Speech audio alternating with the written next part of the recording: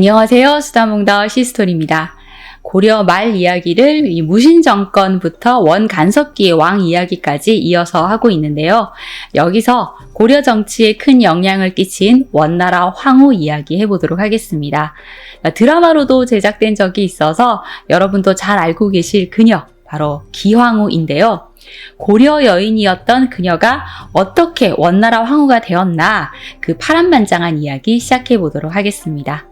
고려인이었던 이 기시 여인은 고려가 원간섭기에 있을 때 공녀로 선발돼서 원나라로 끌려갔지만 원나라 마지막 황제인 순제의 총비가 되었다가 황후의 자리까지 오르게 되는 여인입니다. 여인의 몸으로 외국에 끌려간 이 공녀 출신의 여인이 최고로 고귀한 신분인 황후로 신분 상승을 한 것이지요. 공녀라는 것은 말 그대로 곡물의 일종인 여자라는 뜻입니다. 그러니까 고려 여인을 원나라에 보내는 선물쯤으로 취급을 했던 것이죠. 고려가 원나라에 공녀를 보내기 시작한 것은 원종 15년인 1274년, 원나라가 고려에 사신을 보내서 공녀 140명을 보내라고 요구한 것으로 시작이 됩니다. 원의 강요에 시달리던 고려 조정은 할 수 없이 결혼도감이라는 임시관청을 설치해서 공녀를 선발하기 시작했습니다.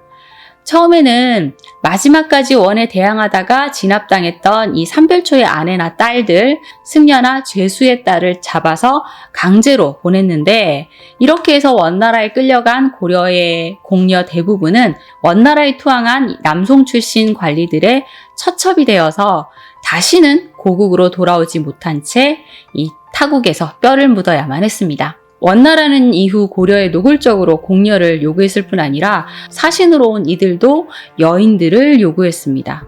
매일 밤 다른 여자를 잠자리에 들여보내라며 행패를 부리기도 했죠. 원나라는 이후 고려에 점점 더 많은 공녀를 요구해왔고, 고려는 이 원간섭기 80년간 50여 차례에 걸쳐서 공녀를 바쳤는데, 이때 원나라로 간 공녀의 수가 수만 명에 이르지 않을까라고 추정하고 있습니다. 나중에 고려 조정은 과부처녀 추고별감이라는 관청을 설치해서 조직적으로 과부와 처녀를 선발해서 원나라에 바치게 됩니다. 이러다 보니 공녀로 끌려가지 않기 위해 수많은 처녀들이 조혼을 하게 되었는데, 충렬왕 13년인 1287년에는 양가의 처녀는 먼저 관아에 신고를 한 다음 혼인을 하라라는 명이 내려오기도 합니다. 기시 여인은 이 오늘날의 경기도 고양시인 행주기시 가문 출신으로 기자호의 5남 3녀 중 막내딸로 태어났습니다.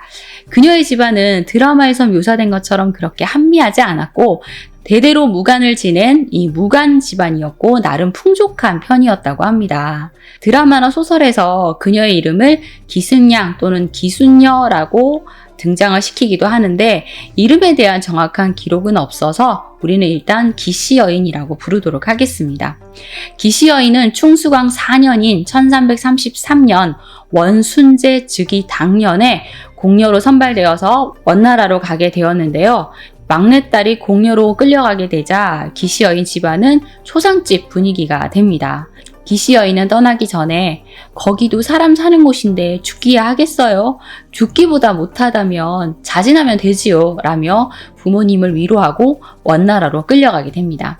기시 여인을 총애했던 이 순제에 대한 이야기를 좀 해야 할 것 같은데요. 실제로 원의 묘호로는 해종이니까 사실은 해종이라고 해야 되는 것이 맞지요. 해종이 주원장에게 밀려서 원나라 수도를 순순히 떠나 상도로 떠났다고 해서 주원장이 그를 순제라는 시호로 불렀기 때문에 이 순제라는 시호가 더 익숙한 것입니다.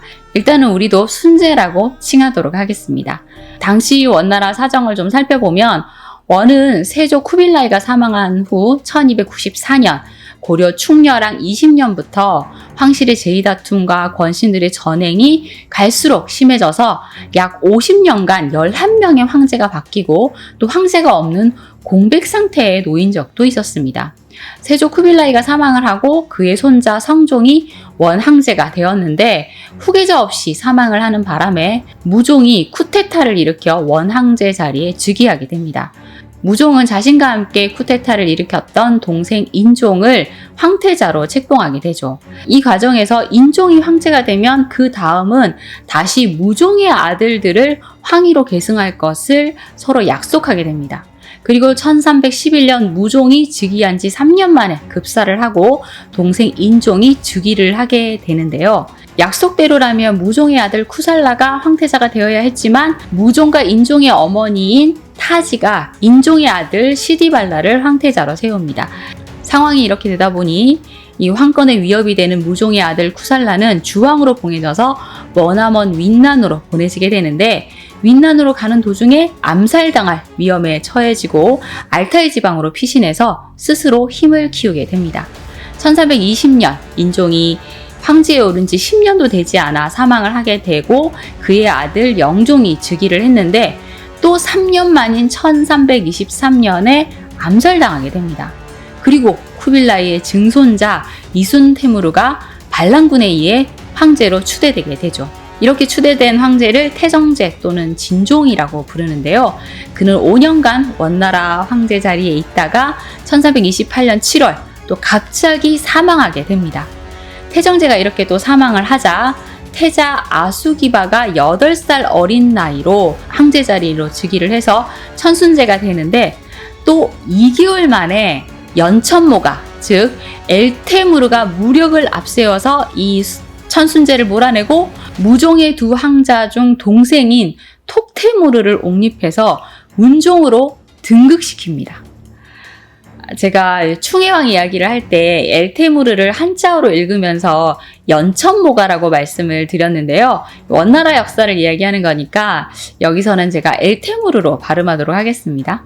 알타이로 피신을 가서 세력을 키우던 문종의 이복형 쿠살라, 장남인 내가 황제가 돼야 되는 게 맞잖아 하면서 1429년 화림에서 스스로 황제 자리에 등극해 명종이 됩니다. 그러니까 원나라에는 황제가 2명인 상황이 된 것이죠. 이때 문종이 그럼 내가 형인 명종에게 제위를 양보하겠어요 라고 해서 상황이 정리되는 듯 했지만 힘겹게 제위를 차지한 명종이 의문사하면서 원나라는 또 다시 혼란에 빠지게 됩니다. 자, 그러는 동안 강력한 무력을 기반으로 한 이 엘테무르의 전행과 행포는 극에 달하게 됩니다. 엘테무르는 태정제의 황후를 자신이 차지하는가 하면 황궁과 공실의 미인 40여 명을 강간하게 되는데 그의 막강 권력을 알 수가 있네요. 충해왕이 태자 시절부터 이 엘테무르와 가까이 지냈다고 하는데 엘테무르의 이런 무도함을 배운 것이 아닌가라는 생각을 해보게 됩니다. 자, 명종이 이렇게 갑자기 사망을 하고 엘테무르는 문종을 꼭두각시 황제로 복위시켜서 계속 권력을 장악하고자 합니다. 이때 엘테무르는 훗날 순제가 될 명종의 아들 토곤테무르를 명종의 친자가 아니다 라는 구실을 덮어 씌워서 고려 대청도로 유배 보냈다가 다시 광서성 계림으로 입에 보내버립니다. 문종은 복위한 지 또 3년 만에 사망을 했는데 자신의 형 명종의 아들을 후계자로 삼아라 라는 유언을 남겼다고 합니다. 사실 명종이 이 엘테무르에게 살해된 것이라는 설이 있는데요. 문종 역시 이것을 알고 있었기에 조카에게 황위를 물려주려고 한 것이죠. 그래서 명종의 둘째 아들 린친반이 6살 나이로 황제 자리에 앉게 되었는데 또 2달도 되지 않아서 사망을 합니다. 자, 그러자 할 수 없이 엘테무르는 자신이 귀양 보낸 토곤테무르를 다시 데려와야만 했죠. 1332년 이런 우여곡절 끝에 토곤테무르가 계림에서 풀려나고 수도인 대도로 돌아오게 되는데요. 엘테무르가 이 토곤테무르를 마중 나가게 됩니다. 어린 토곤테무르는 엘테무르를 보자마자 공포에 질리게 되는데 훗날 그때는 나를 죽이려고 기다리는 줄 알고 너무나 무서워서 말도 한마디 못했다 하며 그 순간을 회상했다고 합니다. 토곤테무르는 이렇게 대도로 돌아와서도 바로 즉위식을 치르지 못하고 있었는데요. 1333년 3월 원나라 조정을 마음껏 주무르던 엘테무르가 갑자기 피를 토하며 사망하게 됩니다. 사실 의문의 죽음이지만 구체적인 기록이 남아있지는 않습니다. 자, 엘테무르가 이렇게 사망한 후에서야 토곤테무르는 비로소 원황제의 자리에 올라 순제가 됩니다. 자, 이렇게 황제가 계속 갈아치워지니 당연히 나라는 혼란스러워지고 백성들은 각종 부역과 과중한 세금에 시달리는데 또 거기다 해마다 천재지변까지 일어나서 흉작이 되풀이 되고 도처에 도둑이 들끓게 됩니다. 자, 그러다 보니 견디지 못한 백성들이 각지에서 밀란을 일으키게 되죠. 이렇게 거대한 원나라는 서서히 내리막길로 굴러떨어지고 있었습니다. 이후 원나라 조정을 장악한 것은 바얀과 엘테무르의 동생 사돈입니다. 또 제가 충해양편에서 바얀을 백안이라고 발음했었는데요. 여기서는 바얀으로 발음하도록 하겠습니다. 순제는 엘테무르의 딸 타나시리와 정략 결혼을 하게 되는데요. 엘테무르가 사망을 했다고 해도 이 타나시리의 친정은 여전히 이 조정에서 무시 못할 세력을 유지하고 있었기 때문에 황후가 된 타나시리는 함부로 대할 수 없는 존재였죠. 그녀의 삼촌 사둔이 승상자리에 있었고 그녀의 형제들인 탕귀시와 타하이가 조정에서 세력을 잡고 있었습니다. 자신의 아버지를 죽였을 것으로 추측되고 또 자신을 유배 보낸 남자의 딸이 아내가 된 것이니까 순제의 입장에서는 타나시리에게 애정을 느낄 수가 없었겠죠. 타나시리는 남편이 된 순제를 무시하기 일쑤였고 순제 역시 그런 타나시리에게 마음을 줄 수 없었습니다. 자, 이제 원나라 황실의 궁녀가 된 기시 여인 이야기로 다시 돌아가 볼까요? 기시 여인을 발탁한 것은 고려 출신 황간 고용보인데요. 황궁 내에 있는 태후궁에 속한 휘정원의 원사였습니다. 고용보는 아름답고 영리한 기시 여인이 당연히 순제의 눈에 들 것이다 라는 판단을 했기에 이 기시 여인을 다가를 맞는 궁녀로 만들었고 그렇게 기시 여인은 순제에게 차를 따르게 됩니다. 자, 역시나 순제의 눈길을 사로잡은 기시 여인. 순제는 그녀와 대화를 나누다가 그녀가 고려 출신 공녀라는 것에 더 흥미를 가지게 됩니다. 순제가 유배가 있던 대청도는 인천 서쪽에 있는 섬이었기 때문에 이 고려에 대한 남다른 기억을 가지고 있었죠.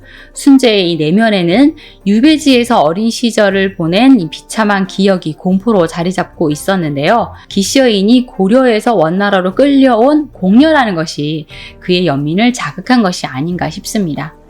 순제는 틈만 나면 차를 대령하라 라고 해서 기시 여인을 불러서 고려 이야기를 나누며 시간을 보내게 됩니다.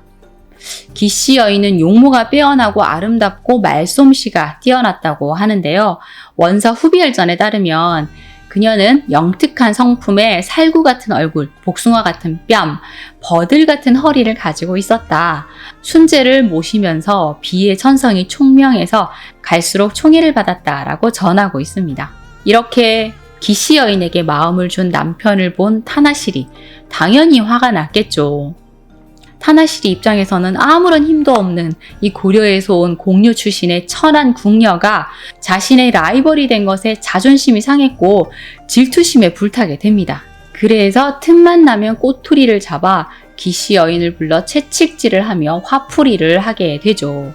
자, 이렇게 모진 매질을 견디며 언제 죽을지 모르는 상황에 놓인 기시 여인. 그런데 기시 여인에게 기적과 같은 기회가 찾아옵니다. 순제 즉위 3년인 1335년 6월 순제를 폐위시키려는 음모가 발각되는데 그 음모의 핵심 세력이 바로 황후의 집안인 것이었습니다.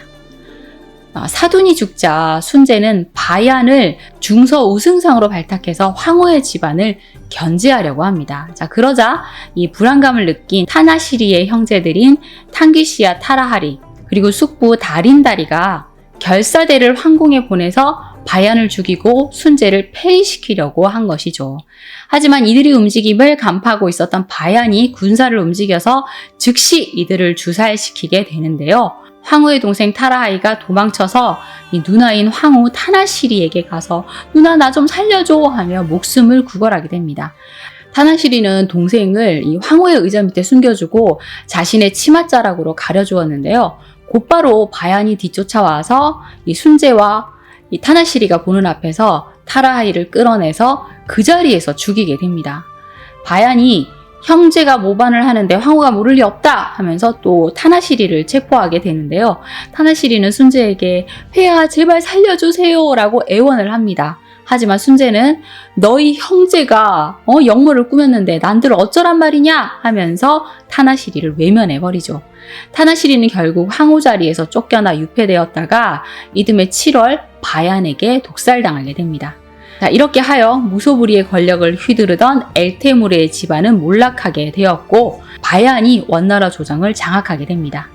자, 이렇게 제1황후가 사망을 하자 순재는 자신이 사랑하는 이 기시 여인을 황후 자리에 앉히려고 합니다.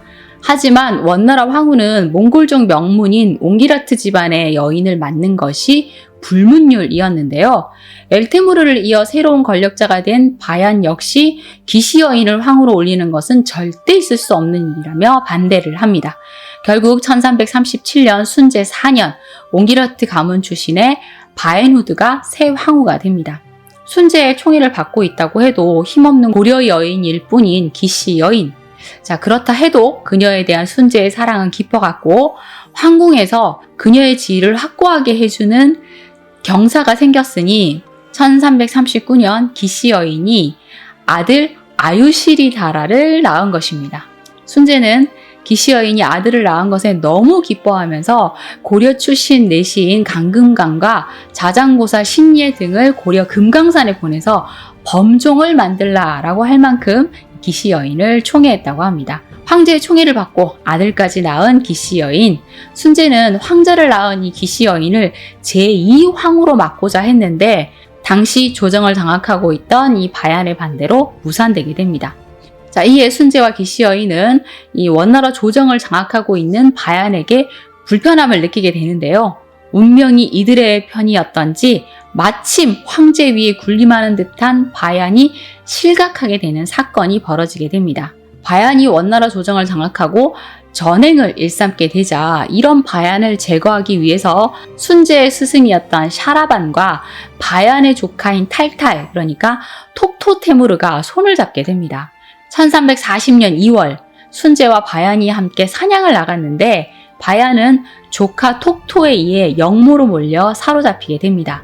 이후 바얀은 화남으로 유배 보내지고 유배지에서 사망하게 됩니다. 그리고 곧이어 샤라반이 황제의 아들을 낳은 기시 여인을 제2황후로 책봉해야 한다라고 상주를 했고 1340년 4월 마침내 기시 여인은 원나라 제2황후로 책봉되게 됩니다. 이때 고려에 있던 기왕후의 오빠 기철이 성절 축하사로 원나라에 오기도 합니다. 자, 이제 기시 여인을 기황후로 부르도록 하겠습니다.